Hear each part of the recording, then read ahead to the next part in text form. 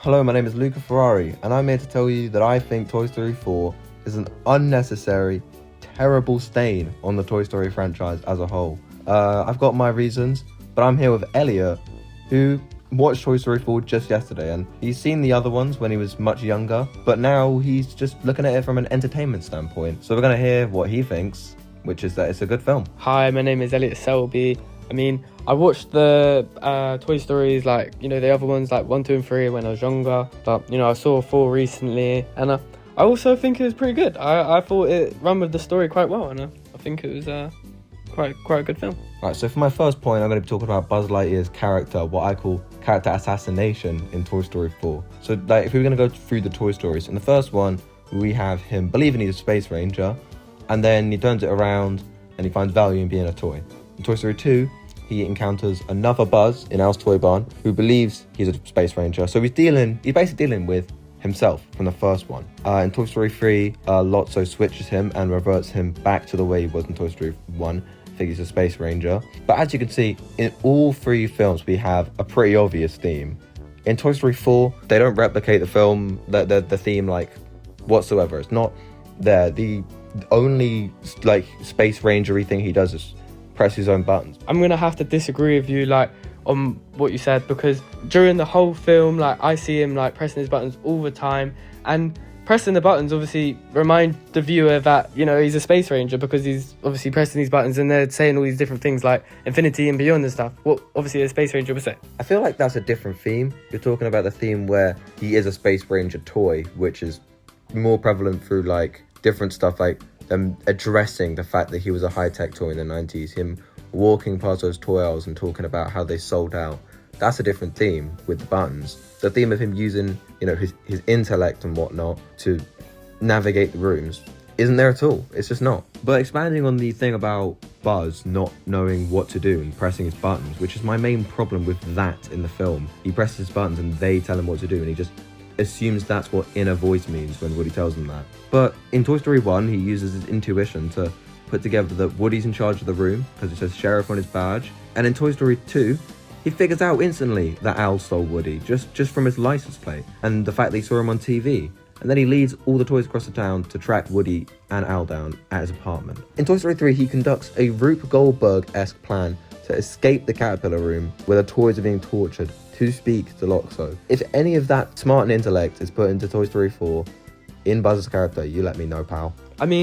I would have to disagree with what you're saying, because obviously if I had buttons on me and they said things, then obviously I would turn around and be like, well, it's a part of me. That's how I think. That is me. So I think him getting influenced by his own decisions coming out of his chair, I think that would make sense for him to listen to it. I don't really agree with that at all, because I feel like Buzz knows that all of his phrases are preset. When he presses it, it's not going to be some inner soul actually telling him something. He's heard these before. And to just assume they apply to the situation no matter what is just stupid. And they do make jokes with this kind of thing that happens in the film. They make a lot of jokes about it, and I feel like that was maybe why they did it in the first place. But I see it more as kind of making the character out to be more stupid than he is. And for my next point, I'm going to be talking about Woody. So in Toy Story 2, he not only leaves Bo Peep at what we can see is probably the peak of their relationship to go to cowboy camp. Not only that, but when he's broken by Andy and has the opportunity to go to a museum in Tokyo, he almost takes it. He almost leaves Andy, but he doesn't. In Toy Story 3, Woody stayed with Andy for years since he's grown up. He's probably been there about 10, 11 years, and he's going to stay with him to go to college. But in the end, when he hears him talk about Bonnie, he knows it's the right time to tell Andy to move on to the next kid. Woody knows that when a kid needs him, he'll be there, he'll be loyal to them. But in Toy Story 4, Bonnie's instantly gotten bored of Woody. She stopped playing with him for a week compared to the 10 years. But by the end of the film, he wants to leave Bonnie and go with Bo Peep, who he's just met up with at the start of this film. And it doesn't seem true to his character at all. And I don't really understand why he does that. Personally, I just think I'm gonna have to disagree, because I think the ending of the film is actually really good, because he's stuck with the person that he loves, and at that point he's thinking more for himself than what all the other characters want and all the other toys and that kid, and he's not having to save them all. And also I think it's more original, because then it makes a bit of a difference that he's not sticking with the kid every time. Now he's obviously doing something for himself, so it also makes it just different. For me, it's like, not only was the thing that made them leave in the first place out of character for Bonnie, considering she was so obsessed with Woody in Toy Story 3. It was her whole goal to have him, and by the end, she did. And, he was shown to be mainly played with, like, a lot in the shorts. But then she just gets bored of him, and there's not much time between Toy Story 3 and 4, so it doesn't really make sense. But the worst part of it all is in Toy Story 2, Woody says to Buzz, they'll stay together for infinity and beyond. Just to always be there for his kid, and to just go back and destroy that just seems like destroying Woody's loyalty. Speaking of the shorts though, that's my next point. They take place after the third film, and you can see Bonnie happily playing with all the toys, including Woody, and he's never left out. So, taking that into account, and even the fact that she took Woody on the small vacation to the motel in Toy Story of Terror, the gap between that and the fourth film, being probably no less than 6 months, is so short that Bonnie throwing Woody into a cupboard just makes no sense, and it just feels wrong and abrupt. I'm gonna have to disagree, because the films that you're talking about were only short films. Like, they weren't really made for cinemas, so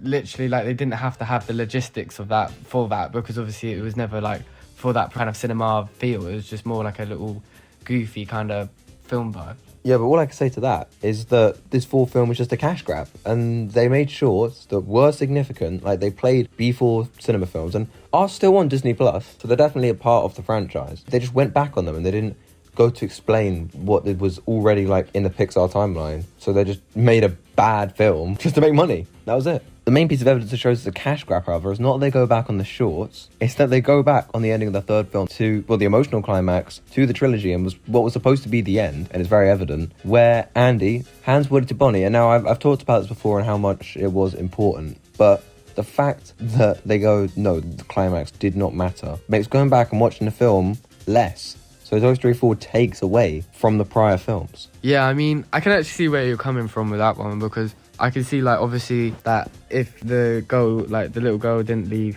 him out and all that, then there wouldn't be a story to tell. Leaving him out was just unnecessary. Like, it doesn't make sense that she's just singled out one doll over this, like, tiny time jump. Like, it doesn't really make sense, the fact that she's just leaving him out. And I agree that I think it is a bit unnecessary that it shouldn't even start in the first place, and they just kind of made some story, like, just out of nowhere.